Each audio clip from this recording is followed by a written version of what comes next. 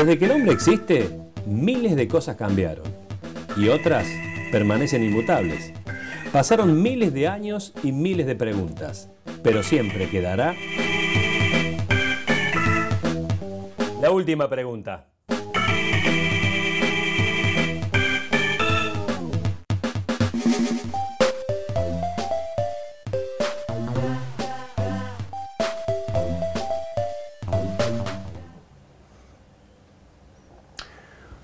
Asociación Libre, Tere Andrueto. Escritora, escribiente, cordobesa. Me pusieron Teresa porque era el nombre de mi abuela y anduve por la vida con mi nombre de vieja. Es un nombre de santas y de reinas, pero a mí no me gustaban las santas ni las reinas. Es el comienzo de un poema que se llama Teresa, que podría contestarte a eso. Buena parte de tu obra, la memoria es un elemento muy presente, Sí, muy presente. Sí. La memoria hoy es un término que se ha manoseado demasiado, que ha caído incluso en bocas no deseadas, que se ha tergiversado. Mira, a mí siempre me interesa hablar de las memorias, sobre todo en plural, ¿no?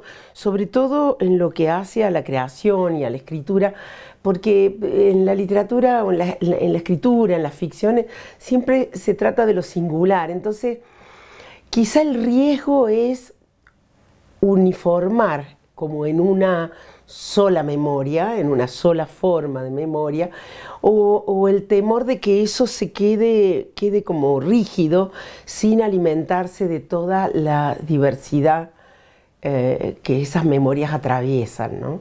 Si uno atiende a esa diversidad, porque estamos hablando, probablemente vos me estás preguntando por la memoria histórica, pero también podríamos hablar de memorias de una historia con minúscula, de las historias con minúscula. Bueno, a mí me parece que si uno atiende a esa singularidad, el campo es infinito. Hoy vivimos en un mar comunicacional que es entre sí. comunicacional e incomunicacional, sí. donde la mentira hoy es protagonista. Sí.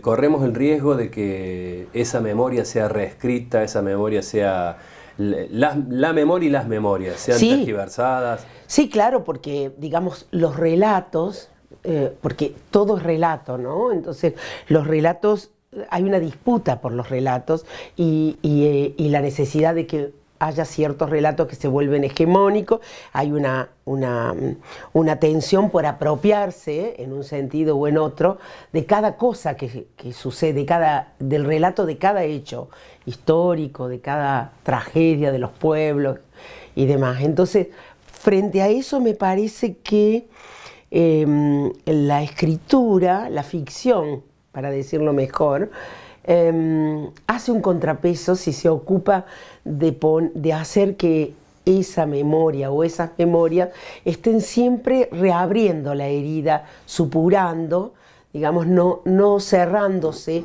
en un relato rígido, ¿no? Y parece mentira que hoy, ante la sobreabundancia de herramientas, justamente eso sea lo que está en crisis, porque claro. cómo se mantuvo un relato a lo largo del desarrollo de la humanidad cuando no existían esas herramientas, y mal que mal se mantuvo. Sí. Claro, ahora, bueno, lo que pasa es que también a través de los medios de comunicación, a través del internet, digamos, de todas esas maneras virtuales, hay esa disputa se vuelve feroz, digamos, ¿no? Se vuelve, perfora las cabezas de las personas, las inteligencias de las personas, en esa deseo de apropiación ideológica de un relato congelado en desmedro de la riqueza de los relatos, de la diversidad de relatos de una sociedad.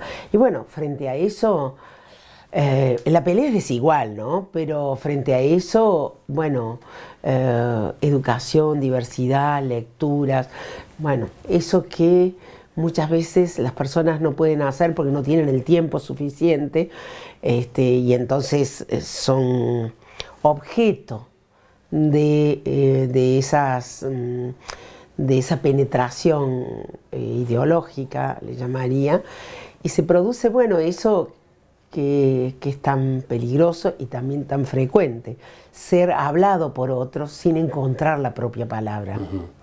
¿El compromiso político puede llegar a atentar contra la estética de una obra? Y no me refiero solamente a la literatura, No. me refiero al cine, a la pintura. Sí, es muy interesante lo que decís. A mí me preocupa particularmente a la hora de escribir, porque yo tengo, por un lado, un posicionamiento político que, bueno, la sociedad puede verlo en distintos aspectos. No me refiero a partidario, sino una toma de posición política en distintos aspectos que tienen que ver con la mujer, con los derechos humanos, con la importancia del Estado en la vida de las personas, etc. Pero a la vez, a la hora de escribir, lo que me interesa no es bajar una línea, digamos, ni tampoco en la cuestión militancia feminista u otros aspectos, sino justamente mirar en una escena a un personaje hasta que ese personaje me revele su verdad. Lo que me interesa es comprender a través de la escritura, como un camino de aprendizaje, diría, comprender por qué razón un personaje, que sería como podría ser una persona en la vida real, hace lo que hace, qué causas lo llevan a eso, qué razones tiene. Entonces, no imponerle un modo de pensar y de decir, sino aprender de ese personaje, ¿no? ¿Cómo están? Estoy con la Tere Andrueto, y no es un exceso de confianza ni una falta de respeto. María Teresa Andrueto es la Tere, sos la Tere. Por supuesto. Y con el artículo delante. Así es, la Tere. La Tere. El artículo delante es... Muy italiano. Es muy italiano, ¿no? Es muy italiano, pero la zona de donde yo vengo, que también tiene mucha inmigración italiana, yo me crié en un pueblo, en Oliva, en la llanura cerealera. Ahí el artículo va delante del nombre, va de suyo. Acá lo hemos perdido, me parece un poco. El chileno hoy creo que marcha a la vanguardia. Me parece que en Chile sí, es en todas las clases sociales. Sí. Acá quitarle el artículo te da como cierta elegancia. Pero bueno, hemos renunciado a la elegancia en función de lo afectivo. Eso es lo importante. Eso es lo importante. Ganaste el premio Hans Christian Andersen en el 2012. Recuerdo haberte hecho una nota telefónica en el minuto después de haberlo recibido. Sí, es verdad. El escribir para niños, ¿está bien definirte como escritora para niños cuando entras en ese terreno? Yo he tenido de todo con ese encasillamiento, con los encasillamientos en general, porque he sido, y no solo yo, otros escritores, escritora para niños, escritora de mujeres, escritora de provincia, y son todos encorsetamientos. Yo me definiría como escritora a secas, ¿no? Aunque mucho de lo que hago ha ido a ediciones buscando un público niño o joven, y también el hecho de que tengo esos premios grandes en ese rubro, digamos. Entonces, todo eso es un premio y a la vez es un límite, ¿no es cierto? Y yo he hecho mucho porque esos límites se rompieran, y lo hago todo el tiempo, desde unas crónicas en la radio hasta una colección de rescate de escritoras olvidadas, hasta mi propia escritura que va por distintos géneros, distintas zonas. Me gusta romper, me gusta ese lugar de desobediencia de la escritura. Y a la hora de sentarte, cuando llegue el momento disciplinado, ¿sos disciplinada para escribir? Soy muy deseante, pero no soy disciplinada. Soy muy trabajadora cuando algo me embarga, me lleva, me gusta. Puedo estar muchas horas, pero si no, también puedo estar mucho tiempo sin escribir. Me refiero a escribir ficción. Sí. ¿No? ¿No tenés el famoso horario? No. Y cuando esas distintas Teresas escritoras que anidan en vos, a las que le querés... Me gusta lo de distintas... romper esos moldes. ¿Hay una Teresa que fue la que se sentó para escribir determinada obra, por ejemplo? Siempre lo que el punto de partida siempre es algo de la afuera, salvo en la poesía, en la narrativa es algo de la afuera que me impacta, una frase, una escena, eso llega solo, nunca lo busco, sino que me sorprende. Y eso generalmente llega con una intuición de hacia dónde. Digo generalmente porque los caminos no son certeros y bueno, y puede haber una intuición errónea y puede variar por el camino el destinatario posible, digamos imaginario, o puede quedar a medias y no hacerse ese texto, no poder continuarlo yo. De todas maneras, yo soy una escritora, digamos, mi parte de escritora para niños también es un camino raro, porque yo empecé a publicar en esa zona cosas que no había escrito para chicos, pero que algún editor por distintas cuestiones se interesó. Y eso abrió otras zonas en la escritura para niños, en nuestra literatura. De pronto un personaje al que se le caía la cabeza o cosas que no eran del tipo de cuentos o de historias que se escribían en los 80 o en los 90, en los primeros 90. Entonces también he tenido un ingreso a ese campo, un ingreso un poco raro, digamos, ¿no? Y yo soy consciente de que ahora, con ese premio grande y con otros premios que he tenido grandes en ese rubro, bueno, yo estoy muy colocada ahí, pero en el comienzo era como si hubiera entrado por la ventana. Ah, mira. Sí. Mira. La radio. La radio, me encanta. ¿Te gusta? Me encanta. Qué medio maravilloso, sí, ¿no? Es una preciosura y es un gusto, un lujo de estos últimos tiempos, aunque ya son 6 años haciendo esa columna de radio. Sí, es algo muy bonito, que también, bueno, eso me lleva a muchas cosas. Sí, eso me disciplina un poco porque yo sé que todas las semanas tengo que hacer la columna. Entonces eso sí, un día de la semana es para eso. Y tiene un alcance así genera tanta cosa amorosa con los otros, y tiene un alcance muy, muy fuerte. Mirá que son 7 minutos, ¿no? Por semana. Una columna de 7 minutos, pero sí, porque eso se escucha mientras desayunás, mientras vas en el auto.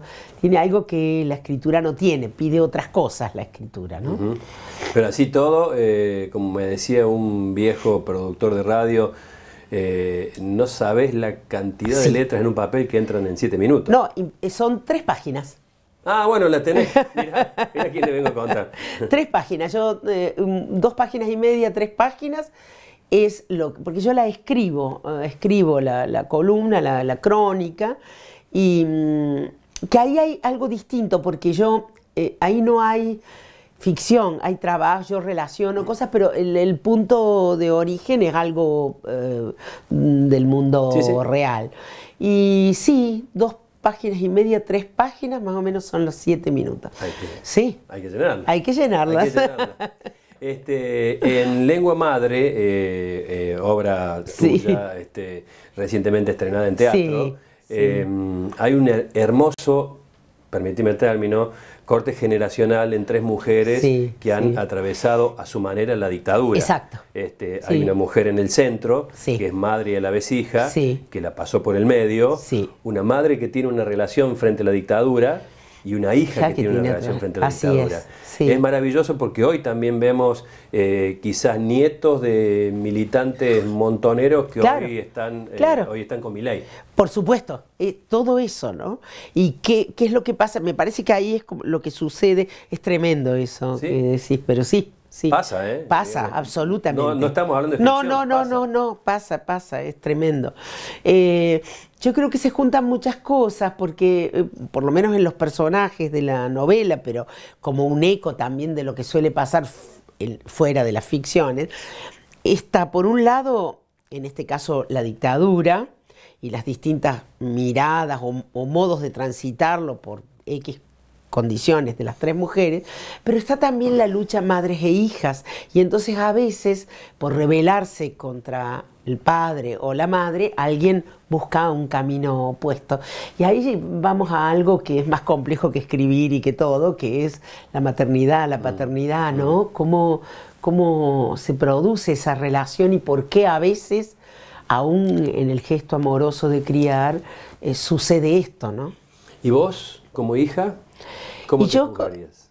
¿Cómo me ubicaría con mi madre? Bueno, mi mamá... Imagínate a vos siendo tu propia madre. Yo muchas veces lo he hecho conmigo mismo y... Sí, claro, claro. Todo un ejercicio. Bueno, mi mamá me ha dado muchísima materia para escritura porque murió hace 3 años, 4 años. Murió anciana, muy anciana. Pero ha sido una mujer muy compleja, de una subjetividad, una ama de casa, madre de 3 hijos, pero en una subjetividad muy compleja que me enseñó muchas cosas, no porque me las quisiera enseñar exactamente, sino, por ejemplo, me enseñó tempranamente la tensión entre la mujer y la madre, porque uno está acostumbrado a ver a la madre como así, como unívoca. Y ella tenía una subjetividad muy compleja, renegaba un poco con eso, y a la vez muy rica en su dar palabras, en su leer, contar, escuchar. Tenía muy linda escucha, tenía una voz preciosa. Qué lindo. Una voz muy linda, sí. Bueno, vos heredaste una linda voz también. Tenés un lindo timbre de voz. Sí, me dicen también, sí.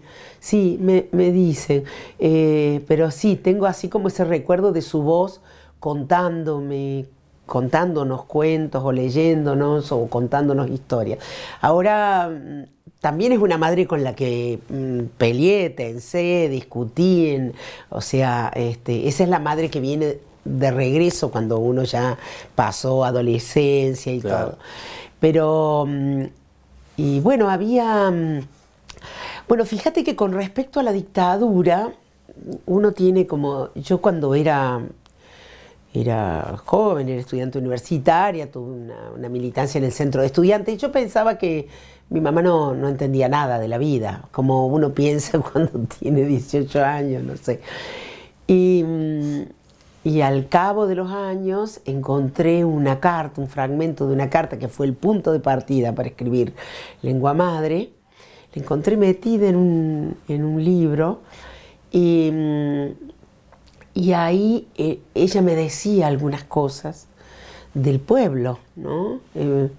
Una frase como que habían secuestrado a una vecina y me pone, pero no es por lo que pensás, sino por otra cosa.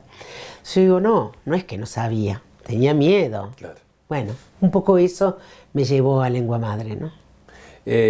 ¿Vos de niña cómo te recordás?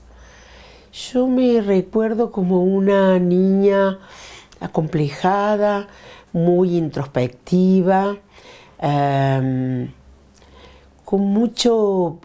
una imaginación muy frondosa, y una niña que en algún momento, porque en esto de ser como, bueno, acomplejada o sentir que no era como mis amiguitas de colegio, un día descubrí que podía contar cosas que a ellas les gustaran. Y eso, en eso me paré, en el contar. Y finalmente es lo que he hecho toda la vida, ¿no? Qué bárbaro, ¿no? Sí. Cómo uno va encontrando ese camino entre la maleza. Eso. Empecé a contar historias. Yo leía mucho, en mi casa sí había libros. Y tal vez mis compañeras estoy hablando de que iba a 3er grado, ¿no? Y bueno, y empecé a contar cosas que leía, y después empecé a leer para contar, y después empecé a extender, según el recreo largo o corto, a cortar o extender las historias. Bueno, eso. Hay sangre piamontesa en esas venas, ¿no? Total. Estoy muy agradecida a la condición piamontesa. Viste que los piemonteses tienen fama de... No eran así en mi casa también era una casa modesta, pero no había esa cosa de guardar así tan... El piamontés tacaño. Sí, el piamontés tacaño, el tema de la ambición con el dinero y todo eso.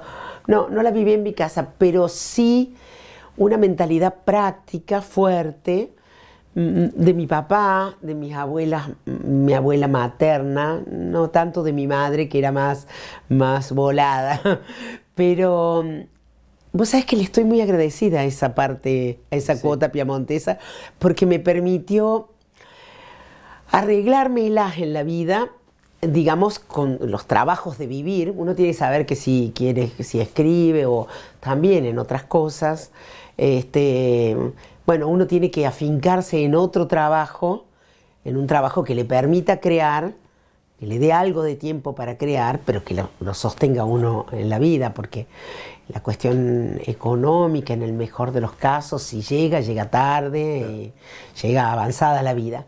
Así que esa mentalidad piamontesa de trabajo, de una cierta organización y unos pies en la tierra, bueno, le estoy agradecida. Bueno, ya se viene en un ratito el objeto que nos habrá traído Teresa. Me muero por saberlo, ya lo vamos a ver. Y bueno, se va a formular a sí misma la última pregunta. Hasta el momento todas y todos la han respondido. No ha pasado que nadie se pelee consigo mismo, mira. O que no quiera contestarla. Atravesamos el COVID, lo atravesamos, lo estamos atravesando, mejor dicho. Sí. Y alguien se atrevió a decir allá por los comienzos de los del 2020, vamos a salir mejores. ¿Cómo estamos saliendo? Y no, estamos saliendo peores, pero yo también pensé, en algún momento me ilusioné un poco con un aprendizaje de la humanidad. Bueno, algunas personas evidentemente han salido mejores, pero la humanidad en general, digamos, uno lo ve bueno, cómo ha aumentado el enriquecimiento de un sector social en desmedro de otros, cómo se ha profundizado esa grieta económica y demás, y bueno, uno no puede pensar otra cosa que la humanidad, bueno, no aprende, ¿no? Que habrá aprendizajes individuales, sí, por fortuna sí, pero en el macropoder, en las mega empresas, en el mundo del dinero tiene un modo de funcionar que esquiva lo humano y es un modo acumulativo, ¿no? Al menos, sí, a como de lugar, al menos en las formas de sociedad que hemos construido. Y los individuos, en general, hombres y mujeres de distintas edades, un poco, mucho, estamos bastante rotos, ¿no? Bueno, sí, también pasa que hay muchas cosas buenas, hay personas haciendo obras muy nobles, pero claro, por un lado, en relación con la totalidad, probablemente una minoría. Y después también que no vamos a mirar ahí. Miramos, pensando sobre todo en los medios de comunicación, ¿no? Vemos todo el tiempo, nos bombardea el horror, ¿no? Las guerras, el hambre, la necesidad. Entonces cuesta mucho encontrar la posibilidad de mirar un lugar, un rinconcito donde crezca la esperanza. Lo hay también, claro, lo hay. Sí, siempre en una proporción minoritaria, ¿no? ¿Sos naturalmente optimista? Sí, soy, o sea, como dice Gramsci, el escepticismo de la inteligencia y el optimismo de la voluntad, ¿no? Soy esperanzada. Siempre digo, a veces discutimos con mi marido en la cuota de esperanza o desesperanza de cada uno, pero yo siempre sentí que ser docente, yo he ejercido la docencia, bueno, muchos años, y ser madre, bueno, uno para eso necesita una cuota de esperanza. Es muy difícil si no. Algunas entrevistas atrás a una entrevistada de 30 y pico, le pregunté si pensaba ser madre, que no tiene hijos, y me dijo, no hay forma, no traería un hijo a este mundo. Claro. Sí, claro, hay de todo, por supuesto, de todas las opciones. Por suerte también hoy una mujer puede tomar, o las personas pueden tomar esas opciones, las mujeres, los varones, los no binarios, pueden tomar opciones, digamos, no tan direccionadas como existían en nuestras juventudes, digamos, en la mía, por lo menos, que bueno, había como una inercia acerca de lo que la sociedad esperaba de uno. De todas maneras, para mí, la maternidad ha sido una experiencia, bueno, de una potencia extraordinaria y me ha dado mucha fuerza por supuesto que mis hijas son mujeres grandes, una de ellas es madre también, me ha dado en su momento y después una energía que me parece que no hubiera tenido si no las hubiera tenido a ellas. ¿Le pones soda al vino? No. Nunca. No. ¿La pasta frola de dulce de leche, de dulce de membrillo o dulce de batata? Membrillo. Indiscutible. Bueno, puedo comer una con dulce de batata, pero prefiero... no se llamará pasta frola. Se llamará con otro nombre. Para mí es la de membrillo. Es la de sí. membrillo. Bueno, sí. Estamos coincidiendo. ¿Qué nos trajiste? Yo traje, a ver... Traje, ¿te lo tengo que dar a vos? ¿Te lo acerco? Ay, sí, lo tengo que tomar con... Traje, sí, está muy descuajeringado, pero es un diccionario italiano-castellano y es el diccionario con el que mi papá aprendió castellano en el barco. En el barco... En que lo traía de Italia a la Argentina. ¿De qué zona precisamente? Mi papá era de un pueblo llamado Airasca, el Gran Torino sería hoy. Sí. Y él, bueno, decidió, después de él estuvo en la Segunda Guerra, primero llamado al frente, después se unió al movimiento partisano. Cuando terminó la guerra, bueno, entregó las armas, se produjo esa unificación en Italia, pero bueno, la situación parece que era tremenda económica y socialmente. Él decidió emigrar. No estaba seguro de si a Argentina si Nueva York, si Buenos Aires, si Caracas, lo que hacían muchos de ellos. Y supongo que es por eso que cuando decidió a Argentina, en el viaje, bueno, aprendió el rudimento del castellano. Cuando yo ya me recuerdo de él lo hablaba perfecto, tanto su ortografía, su caligrafía, arrastraba un poquito las R's, pero así no hablaba una mezcla. Tanto es que él no quiso que estudiáramos italiano cuando éramos chicos, no quiso que habláramos en casa tampoco el italiano. Y una frase suya, que a veces me causa gracia ahora, con el derrotero que ha tenido la vida, él decía, no, porque ustedes tienen que aprender, ustedes tienen que ser de acá, argentinos, y tienen que aprender a hablar bien esta lengua. Yo digo, bueno, tan fuerte fue ese mandato que me convertí en escritora. Así que bueno, hermoso. El diccionario de mi padre. Hermoso, hermoso, la verdad que hermoso. Bueno, ha llegado el momento. Gracias a todas, gracias a todos por habernos acompañado una vez más. Y ahora sí, Tere, la última pregunta. ¿Qué pregunta me haría yo a mí misma? Bueno, a ver, una que sea disonante conmigo, un poco, para no ser tan condescendiente. Por un lado, yo me he preguntado siempre qué hace que a los seres humanos nos interese tanto el relato.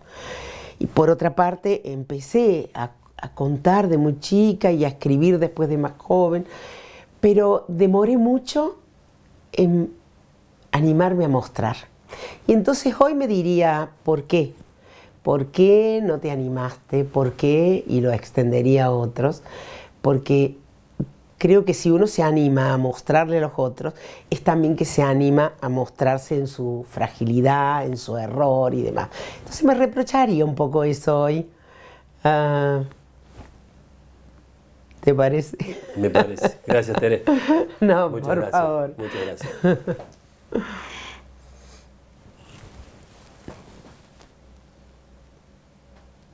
Perfecto.